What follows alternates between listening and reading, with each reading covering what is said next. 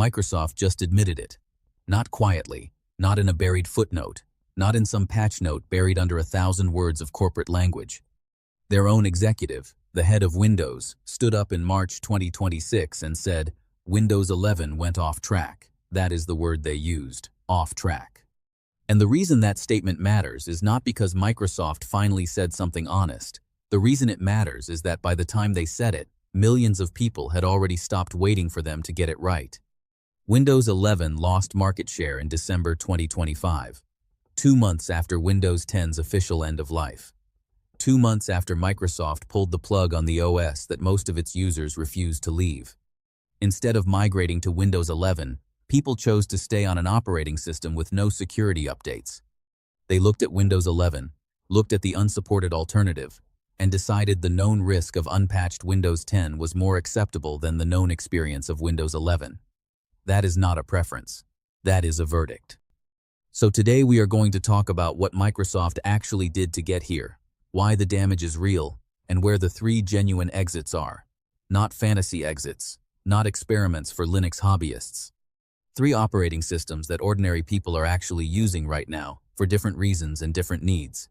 And the deeper you look at what Microsoft has spent 4 years building, the more obvious those exits become. Let us start with the wall. Because before anything else, before Copilot, before the surveillance feature, before the AI nobody asked for, Microsoft built a wall. When Windows 10 support ended on the 14th of October 2025, users who had not upgraded to Windows 11 stopped receiving security patches. The problem is that millions of those users could not upgrade even if they wanted to. Windows 11 requires a TPM2 chip, an Intel 8th generation processor or newer, or an AMD Ryzen 2000 series or newer. Microsoft confirmed it would not relax those requirements. No exceptions. If you have a 2017 laptop with an Intel Core i7 inside it, a machine that runs every piece of software you use, a machine you paid serious money for, a machine with nothing wrong with it, that laptop is officially too old for Windows 11, not because it cannot run the software, because it lacks a specific security chip. Think about what that actually means for users. You bought a computer in 2017. It still works. It boots fast. It handles your documents, your browser, your video calls, your games. And then Microsoft tells you that your computer is done, not because anything broke, because the company drew a line and you ended up on the wrong side of it. Your options are: pay $30 a year for extended security patches on an OS Microsoft has abandoned, do an unofficial bypass that voids your support status, or walk away. That is not a transition plan. That is a trap. And here is the technical plot twist that makes it worse. By making the upgrade path unavailable to so many users, Microsoft created a massive population of people running an unpatched operating system after October 2025. The hardware wall was supposed to be about security, but the practical effect was the opposite. Millions of users on expired Windows 10 without updates, because the alternative Microsoft offered them required hardware they did not have. The wall did not make Windows safer. It left a huge group of users more exposed. That is the consequence Microsoft does not advertise. And then, as if abandoning millions of perfectly good computers was not enough, Microsoft decided to fill the machines that did make the cut with things users did not ask for. Let us talk about recall, because this is the feature that broke something real. In 2024, Microsoft announced Windows Recall as part of its Copilot Plus PC initiative. The pitch was simple. Your computer would take a screenshot of your screen every few seconds, store those screenshots, and let you search them later using AI. Everything you did, everything you read, every document you opened, every banking page you visited, every private message you sent, all of it captured, all of it stored locally, all of it searchable. Security researchers immediately understood the implications. Alexander Haganah built a tool he called Total Recall. Yes, that name, and demonstrated that the database where Recall stored all those screenshots could be extracted, not in some hypothetical attack scenario. Actually extracted. The data was sitting in a way that made it a high-value target for anyone who could gain even temporary access to the machine. Microsoft pulled the feature back. They spent over a year redesigning it with stronger encryption and biometric authentication requirements. It returned in April 2025. And then Haganah found new vulnerabilities in 2026 and reported them to Microsoft again. The University of Pennsylvania's Office of Information Security did not wait for Microsoft's response. They investigated recall and issued a formal warning stating that the feature introduces, and I want to be precise here because this is their official language, substantial and unacceptable security, legality, and privacy challenges. They urged all administrators at Penn to disable it. University IT security offices do not issue statements like that lightly. Microsoft has disputed the severity of the 2026 findings, and the case was still being reviewed at the time of reporting. But the underlying concern has not changed. A database of screenshots of everything you do on your computer is a prize target, and security researchers keep finding ways to reach it. This is the part users hate. Microsoft built a surveillance feature, dressed it up as an AI productivity tool, used it as a selling point for a whole new category of expensive hardware, the Copilot Plus PC line, and pushed it as a reason to buy a new machine. The feature that was supposed to sell a new generation of Windows PCs turned out to be an ongoing security argument, and users were expected to just trust that it would be fine. But recall is the dramatic example. The daily version of this problem was something that hit a lot closer to home for most people. And that is the AI assistant nobody invited. Microsoft announced in 2025 that it would silently auto-install the Microsoft 365 Copilot app on Windows machines, running Microsoft 365 apps, Word, Excel, PowerPoint worldwide, excluding the EU. No prompt, no confirmation. You go to sleep with one set of software on your computer. You wake up with an AI assistant that got there through a background update. The EU got excluded because European data regulations meant Microsoft had to think carefully about what it was doing. Everyone else just got it. The reaction was not neutral. Users immediately started posting about finding Copilot on their machines without asking for it. And then in March 2025, something beautiful happened. A Patch Tuesday update accidentally removed the Copilot app from some devices. It was a bug. Microsoft did not intend to remove it. And the community response was immediate and unified. Users were celebrating. Reddit filled with jokes about Microsoft accidentally fixing Windows 11. PC Gamer called it a rather pleasing Windows 11 update bug. People were genuinely relieved that a bug had deleted a feature Microsoft had spent months forcing onto their machines. That reaction tells you everything. When your flagship AI feature gets accidentally deleted, and the most common user response is gratitude, you have made a mistake. Not a small one, a strategic one. The Windows president had to lock replies to a social media post after backlash over Microsoft's AI direction. Microsoft's AI CEO went on record saying he does not understand how anyone could find AI underwhelming, apparently unaware that understanding the concern is a prerequisite for addressing it. And a June 2025 Pew Research study found that half of U.S. adults were more concerned than excited about AI, up from 37% in 2021. The public mood was not moving toward more AI in their operating systems. Microsoft was moving against it. By March 2026, Microsoft was quietly removing Copilot entry points from Snipping Tool, Photos, Widgets, and Notepad, the same apps they had spent all of 2025 adding Copilot into. The same EVP who had described Windows as evolving into an agentic OS connecting everything to cloud and AI was now announcing a quality reset, a tacit admission that the strategy had not landed the way they planned. Microsoft spent the whole of 2025 embedding Copilot into every corner of Windows, then spent the first months of 2026 pulling it back out. And in the middle of all this, they announced they were also finally restoring the ability to move the taskbar, a feature Windows users had since 1995, removed in 2021, returned 4 years later as if it were a new gift. That is the humiliation. So that is what Microsoft built: a hardware wall, a screenshot surveillance feature, a force-installed AI assistant that users celebrated losing, a taskbar they stole and gave back, and performance problems their own company acknowledged in July 2025. And while all of that was happening, 3 alternatives quietly became real options. Let us talk about where you actually go. The first exit is Linux Mint. And before anyone rolls their eyes, hear the argument out. Because Linux Mint in 2025 is not the Linux of 2010. The The Cinnamon desktop environment mimics the Windows 10 and Windows 7 interface conventions so closely that users switching from Microsoft's old OS genuinely feel at home. Start menu, taskbar, file manager, window management. It maps onto the muscle memory Windows built in them over 20 years, and it ships ready to use. Media codecs, Java, browser plugins, all of it pre-installed. You do not spend your first hour configuring the system before you can play a video file. You sit down, and it works. There is no forced Microsoft account, no Copilot appearing in Notepad, no telemetry that cannot be disabled, no ad tiles in the start menu, no operating system that watches your screen every few seconds and archives it. You install it, you get a desktop, and that desktop is yours. Here is the technical plot twist that makes it especially sharp. Linux Mint runs efficiently on hardware that Windows 11 has officially declared too old. The laptop Microsoft told you to replace the 2017 machine with the wrong TPM chip can run Linux Mint. Not barely, not with compromises. It runs it clean and fast.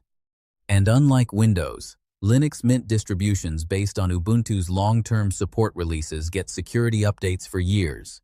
The machine Microsoft said was too old for their operating system can run a supported, secure alternative through the end of this decade. Linux desktop share grew 70% between 2022 and 2025. The US crossed 5% desktop share for the first time in June 2025. Zorin OS, another Windows-like Linux distribution, saw more than 1 million downloads in the 2 months after Windows 10's end of life, with 78% of those downloads coming from Windows machines. IT professionals watching this already know what those numbers mean. Linux Mint subreddits have been welcoming new users every week, people who describe the exact same journey. Frustrated with Windows, downloaded Linux onto an old machine, surprised it worked, stayed. Now the honest part, because this script is not an advertisement. Linux Mint does not run Adobe Creative Cloud natively. Some printers and peripherals need extra setup. Windows-specific professional software requires research before you commit. Proton and Wine help with many games, but not all. If your workflow is built around specialized Windows software, you need to check compatibility before you wipe anything. But for browsing, documents, email, video, light creative work, and general computing, it is a realistic daily driver that costs nothing and runs on hardware Microsoft abandoned. Your abandoned laptop just got a second life. No subscription required. The second exit is Mac OS. And yes, this costs money. The argument still holds. Apple Silicon, the M-series chips Apple started shipping in 2020, changed what a laptop can do. MacBooks powered by M-series chips achieve 15 to 20 hours of real-world battery life. Not advertised life. Actual usage. Windows laptops typically manage 6 to 12 hours depending on hardware. That gap is not a spec sheet difference. It is a full second workday. For professionals who use a laptop as their primary machine, that difference is measured in productivity, not preference. Apple designs the chip, the operating system, and the hardware together. Mac OS is optimized at every level for Apple Silicon in a way that Windows simply cannot replicate across its enormously diverse hardware ecosystem. The result is a machine that wakes instantly, runs silently, and does not interrupt you with forced updates, AI assistance in Notepad, or a start menu that wants to show you ads.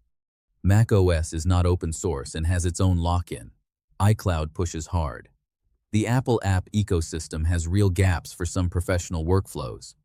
Once you buy an Apple Silicon machine, you cannot upgrade the RAM or storage later. These are real trade-offs and they matter. But there is a difference between Mac OS lock-in and Windows 11 lock-in. Mac OS lock-in is stable. Apple does not remove your taskbar and give it back 4 years later.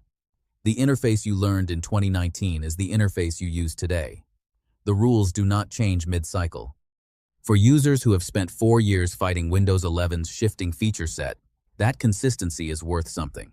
macOS did not win by being perfect. It won by staying consistent while Microsoft changed the rules. If you cannot justify a $1,000 plus entry point, or if your primary concern is gaming, this is not your exit. But if you are a professional who measures time in billable hours, and you are genuinely losing time to Windows 11 problems, forced restarts at the wrong moment, Copilot interrupting your flow, update regressions breaking your tools, then the Mac's higher upfront cost starts to look like a different kind of math. The third exit is the one that surprised everyone, and it is aimed directly at gamers: SteamOS. Valve's Linux-based operating system started life as the software powering the Steam Deck, the handheld gaming device that came out in 2022. The Steam Deck proved something the industry had doubted for years. Linux can run mainstream games well enough for real consumers to use as a primary gaming device. The mechanism is Proton, Valve's compatibility layer that allows Windows games to run on Linux. Thousands of games, not a handful of indie titles. Thousands of Windows titles running on a Linux operating system. SteamOS 3.9 is now installable on non-Valve hardware. Valve said publicly at CES 2025 that the goal is to bring SteamOS to general desktop PCs. Linux share on Steam reached 5.33% in March 2026. GOG, the game storefront, made Linux a strategic priority for 2026, specifically after criticizing Windows 11's quality. When a games platform starts treating Linux as a priority because Windows got worse, that is not a community movement. That is a structural shift in the industry. Gamers tolerated everything Microsoft did to Windows because Windows was the only place their games lived. Valve spent years making that untrue. And now Microsoft's gaming quality forced reboots mid-session, background update processes consuming GPU overhead, Copilot features adding memory pressure on systems already running at the edge, has deteriorated to a point where the Linux alternative is measurably competitive for large portions of most gaming libraries. Here is the honest version. Anti-cheat systems on competitive multiplayer titles still block Linux in many cases. GPU driver support varies and some hardware configurations need troubleshooting. Setting up SteamOS on non-deck hardware is not plug-and-play for beginners. If your game list is built around online competitive titles with aggressive anti-cheat requirements, check compatibility before committing.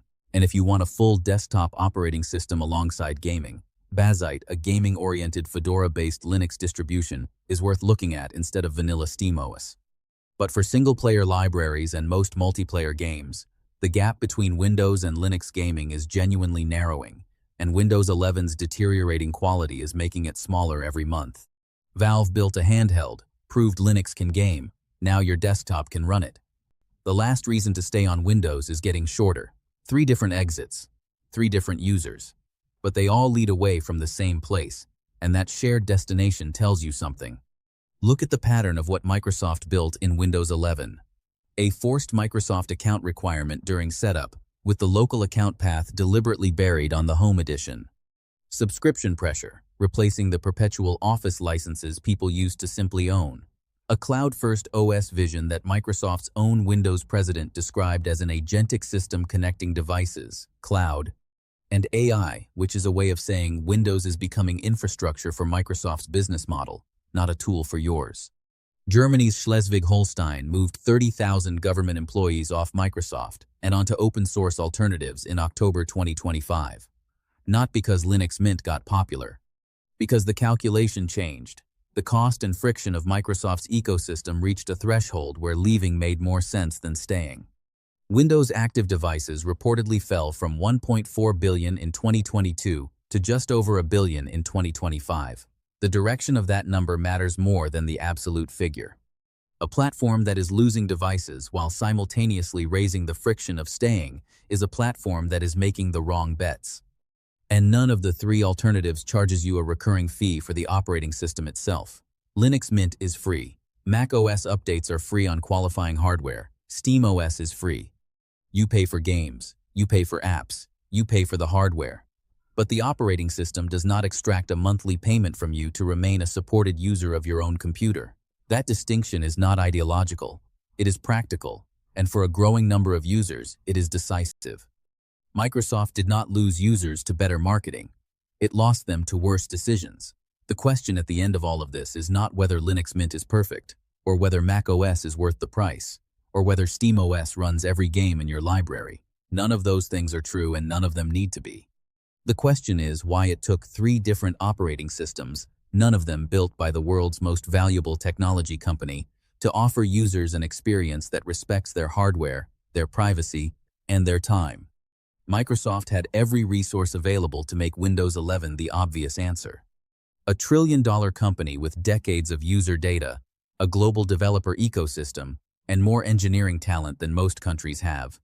And they used it to build Recall, to force install Copilot, to remove the movable taskbar and celebrate its return 4 years later, to draw a hardware line that pushed millions of working computers into an unprotected limbo, and then, in March 2026, to announce a quality reset, an admission, wrapped in corporate language, that the direction was wrong. The alternatives did not win because they are perfect. They won because they stayed focused on the user, while Microsoft was focused on something else. So tell me in the comments which one you are actually going to try.